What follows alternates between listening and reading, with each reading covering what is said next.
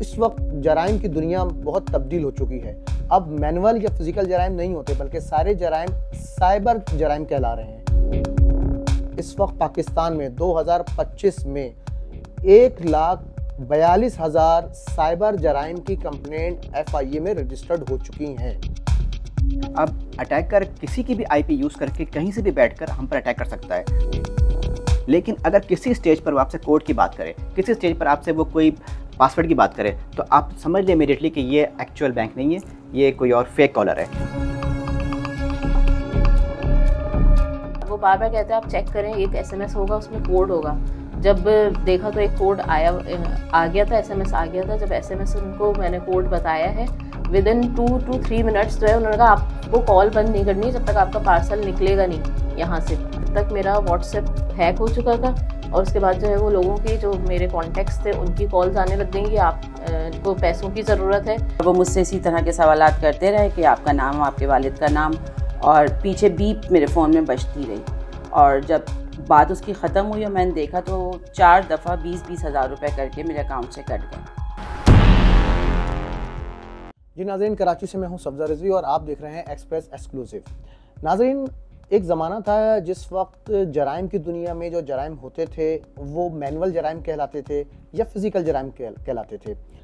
चोर चोरियां करते थे घरों में कूदकर, लुटेरे आते थे या फिर डाकू आके दिन दहाड़े किसी भी घर में, शॉपिंग मॉल में, बैंकों में डकैतियां मारते थे। लेकिन जिस तरह दुनिया ने तरक्की की और टेक्नोलॉजी आगे बढ़ी, इंटरनेट पूरी दुनिया में आम हुआ और उसके बाद हमारे मोबाइल्स में मुख्तलिफ एप्लीकेशंस आईं, तो इस वक्त जराइम की दुनिया बहुत तब्दील हो चुकी है।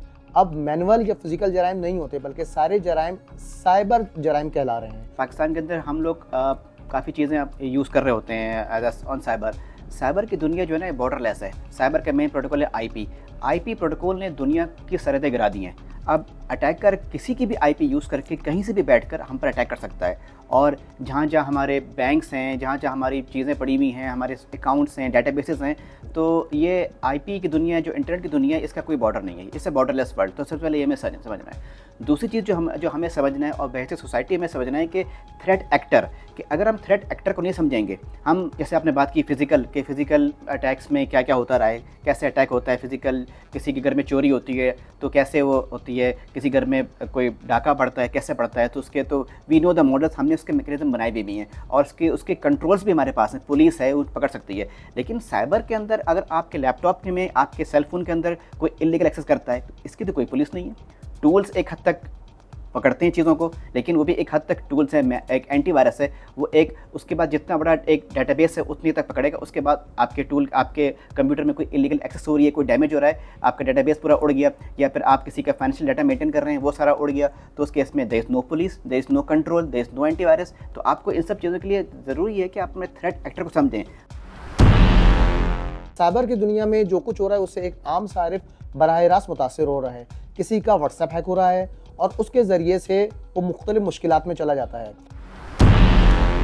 मेरे पास 19 सितंबर की सुबह 11 बजे कॉल आई कि आपके कुछ पोस्ट पेड जो हमने पहले से पे हुए हैं पार्सल्स आए हुए हैं और आपको वो उसके लिए एक कोड आपके पास SMS आया है जिसको आप हमें बताएंगी तो फिर हम आपका पार्सल आप तक पहुंचा देंगे। और आपका पार्सल बिल्कुल निकलने वाला है। बहुत ज़्यादा इंसिस्ट कर रहे थे कि आपका बस निकलना है, आप कोड बता दें, लेकिन मेरे पास कोई SMS आया ही नहीं था उस वक्त। तो वो बार बार कहते हैं आप चेक करें, एक SMS होगा उसमें कोड होगा। जब देखा तो एक कोड आ गया था, SMS आ गया था। जब SMS उनको मैंने कोड बताया है, विदिन 2 to 3 मिनट्स जो है उन्होंने कहा आपको कॉल बंद नहीं करनी जब तक आपका पार्सल निकलेगा नहीं यहाँ से। तो 2 से 3 मिनट के अंदर ही जो है वो मेरा WhatsApp हैक हो गया था, लेकिन मुझे पता नहीं था क्योंकि मैं ऑन कॉल थी। उन्होंने मुझे कॉल बंद नहीं करने दी थी, लेकिन फिर मुझे ख्याल आया तो मैंने फ़ौरन कॉल बंद की, लेकिन उतनी देर में मेरा WhatsApp हैक हो चुका था। और उसके बाद जो है वो मुस्तकिल वो कॉलें करता रहा कि आपको फ़ोन बंद नहीं करना है कम से कम 15 से 20 मिनट तक। लेकिन मैंने उसको फिर ब्लॉक किया, नॉर्मल कॉल पे ही मैंने उसको ब्लॉक कर दिया। लेकिन जब तक मेरा WhatsApp हैक हो चुका था और उसके बाद जो है वो लोगों की जो मेरे कॉन्टेक्ट्स थे उनकी कॉल्स आने लग गई कि आप को पैसों की ज़रूरत है। बिल्कुल मेरे अंदाज़ में, जैसे मैं लोगों से चैट किया करती हूँ उस अंदाज से लोगों से जो है उन्होंने किसी से 1 लाख, किसी से 2 लाख और 4 लाख तक उन्होंने पैसे मांगे हैं। और बिल्कुल जो मेरी जिस तरह से मैं लोगों से बात करती हूँ बिल्कुल उसी अंदाज में उन्होंने एक अकाउंट नंबर दिया मरियम के नाम से। और मेरे जानने वालों में कोई भी ऐसा मतलब रिलेटिव्स में भी और दूर दूर तक मरियम कोई ऐसा नहीं है जो बहुत ही जिससे मैं लेन देन का कुछ करती हूँ या कुछ ऐसा हो। तो मरियम नाम से वो हर एक को उन्होंने वो एक ही फ़ोन नंबर भी दिया था और अकाउंट नंबर भी दिया था कि इस नंबर पे इस अकाउंट में आप पैसे सेंड करें और बहुत अर्जेंट ज़रूरत है और बहुत सारी मेरी जो पर्सनल ज़रूरियात जैसे मेरी बच्ची की तबीयत ख़राब है, इस तरह की बातें करके जो उन्होंने चैट में देखी होंगी। और 1 घंटे के अंदर अंदर तकरीबन तमाम कॉन्टेक्ट्स को वो मैसेजेस कर चुके थे। जबकि किसी के पासवर्ड हैक होने से उसके अकाउंट से बैक वक्त पूरी सैलरी निकल जाती है या पैसे निकल जाते हैं। मेरे पास एक फ़ेक कॉल आई, उसके बाद पहले मैंने उठाया नहीं, फिर वो दोबारा किसी अननोन नंबर से कॉल आई, मैंने फ़ोन अटेंड कर लिया। उन्होंने कहा कि हम आपके ऊपर स्टेट बैंक से बात कर रहे हैं और आपके ऊपर 20,000 की पेनल्टी लगी है, आप आंसर फातिमा मानो बात कर रही हैं। मैंने कहा जी। और वो मुझसे इसी तरह के सवालात करते रहे कि आपका नाम, आपके वालिद का नाम, और पीछे बीप मेरे फ़ोन में बजती रही। और जब बात उसकी ख़त्म हुई और मैंने देखा तो 4 दफ़ा 20-20 हज़ार रुपये करके मेरे अकाउंट से कट गए। जब तक मैं गई कि इनको फ़ोन करूं बैंक को कि बताऊं कि हाँ मेरे अकाउंट से पैसे जा रहे हैं, तो विद इन अ मिनट ही मेरे पास कॉल आ गई और उन्होंने कहा कि आपका गलत पिन कोड डल रहा था तो हमने आपका अकाउंट फ्रीज़ कर दिया है, लेकिन पैसे निकल चुके थे। ये एक आम सारिफ का मसला है। ये आम सारिफ इससे किस तरह बचेगा और साइबर जराइम से हम किस तरह निजात पाएंगे? आम बंदा घर में जैसे उसके पास कॉल आती है और रिस्पॉन्ड कर देता है, तो सबसे बड़ा जो इशू होता है ना कि आपका रिस्पॉन्स ही उस अटैकर को हेल्प करता है कि लॉन्च करने के लिए, उसको अटैक लॉन्च करने के लिए। हम लोग एक ही यूज़र नेम बहुत सारी जगह में यूज़ कर रहे होते हैं, एक ही पासवर्ड बहुत सारी जगह में यूज़ कर रहे होते हैं, तो हमारी बहुत सारी रिकनाइजेंस जो है ना अटैकर पहले करके रखा हुआ होता है कि उसको the thing which he is missing which he और she is missing is the code.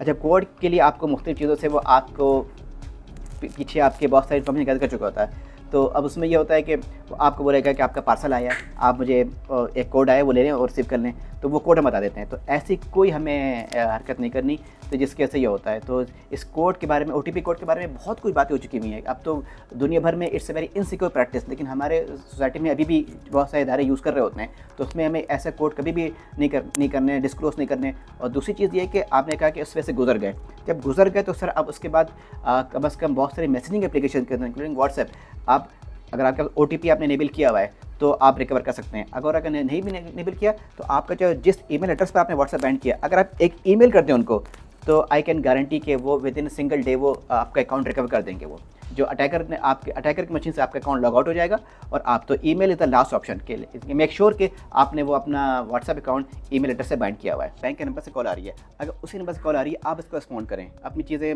आप बता सकते हैं। लेकिन अगर किसी स्टेज पर वो आपसे कोड की बात करें, किसी स्टेज पर आपसे वो कोई पासवर्ड की बात करें, तो आप समझ लें इमीडिएटली कि ये एक्चुअल बैंक नहीं है, ये कोई और फेक कॉलर है। तो इसमें ये हमेशा ऐसी जितनी भी कॉल होती हैं, ये हमें से एक ग्लिच ऐसा होता है कि जो जिसके जरिए आप पकड़ सकते हैं। लेकिन अगर आपने वो ग्लिच मिस कर दिया ना, तो क्लू दे रहा होता है कि आपसे एक कोड मांगता है कि या अच्छा एक कोड आपके बता दें, या आप इसका मुझे अपना वो फुल डाटा शेयर करें, या फिर कोई मदर्स नेम पासवर्ड शेयर करें, बताएं ताकि जिससे आप देखें ये कभी होता है कि वो जब एक प्रोसेस से गुजर चुके होते हैं ना वो अटैकर, तो इस प्रोसेस से आगे निकलने के लिए आपको कॉल करता है। वो अगर आप उसकी हेल्प करते हैं ना, तो फिर वो आगे निकल जाता है। फिर आपके जैसे आपका पूरा ऐप उसने अगर लॉगिन करिए या आपका मोबाइल IB इंटरनेट बैंक है, उसने लॉगिन कर दिया, वो आगे निकल के उसके बाद तो फिर वो he can do final transaction. इस वक्त पाकिस्तान में 2025 में 1,42,000 साइबर जराइम की कंप्लेंट FIA में रजिस्टर्ड हो चुकी हैं। इसका मतलब ये है कि पाकिस्तान में ये सिर्फ रजिस्टर्ड आदाद-ओ-शुमार हैं जिसके बारे में हम आपको बता रहे हैं, लेकिन अनरजिस्टर्ड आदाद-ओ-शुमार इससे कहीं ज़्यादा हैं। कुछ सालों में के आदाद-ओ-शुमार अगर हम देखते हैं तो 6 लाख से ज़्यादा कंप्लेंट हैं, शिकायत हैं जो साइबर के हवाले से FIA में दर्ज हो चुकी हैं, जिसमें से हमने आपको शुरू में बताया कि 1,42,000 सिर्फ इसी साल 2025 में दर्ज हुई हैं। लेकिन इसमें से कितनों का तदारुक हुआ, कितने जराइम पेशा जो साइबर के ज़रिए जराइम करते हैं वो लोग पकड़े गए और उन लोगों को सज़ाएँ हुई। साइबर क्राइम के जो पाकिस्तान के अंदर जो है मैं थोड़ा सा डिफरेंट इसको इसलिए कहूँगा कि जब ये एक अलग बॉडी, जब ये FIA के साथ थी, जब भी एक अलग बॉडी की शक्ल में थी, क्योंकि इसके अपने डायरेक्टरान होते थे, अपने AD होता था, अपने DD होता था, सारा सर्कल मुख्तलिफ लोग ऑपरेट करते थे, जिसका जोन 1 से कोई ताल्लुक़ नहीं होता था, जहाँ से 5 सर्कल दीगर ऑपरेट होते थे। अब होता क्या था कि उस दौर में भी हमने ये देखा कि इनके पास वो इस्तेदाद नहीं थी, चाहे वो अफरादी क़ुव्वत की बात करें, ना वो मशीनरी हमारे पास मौजूद है, जिसके बारे में कहते हैं कि जो हमारी इनसे बात होती है कि करोड़ों रुपए की, मैं फॉरेंसिक लैब की साइड से जो मशीनरी है उसकी बात करता हूँ। तो सीधे लफ्ज़ों में अगर कहा जाए तो इनके पास अब आप सिर्फ मैं अगर आपको कराची, इसके अलावा सक्खर और हैदराबाद, इन 3 रीजन्स की मैं बात करता हूँ। जोन तो 2 है लेकिन रीजन अगर 3 है तो उसमें होता क्या है कि 16 के करीब सिर्फ इनके पास तफ्तीशी अफसर है, जिसको आईयूस कहते हैं, यानी इंस्पेक्टर से भी, आप उसमें इंस्पेक्टर भी कह लें, बसा औकात वो केस पे डिपेंड करता है। तो 16 लोग जो है वो लाखों की जो कंप्लेंट्स है और करोड़ों की आबादी, उसको वो हैंडल कर रहे हैं इस वक्त। और सबसे बड़ी बात ये कि दफातर का आप देखें कि हम दीगर इदारों के सरकारी महकमे जो हैं उनकी अगर दफातर की बात करें, उस तनाजुर में अगर देखें तो FIA साइबर क्राइम जो कि NCCI बन चुका है, national cyber crime investigation agency, उसका दफ्तर जौहर में है।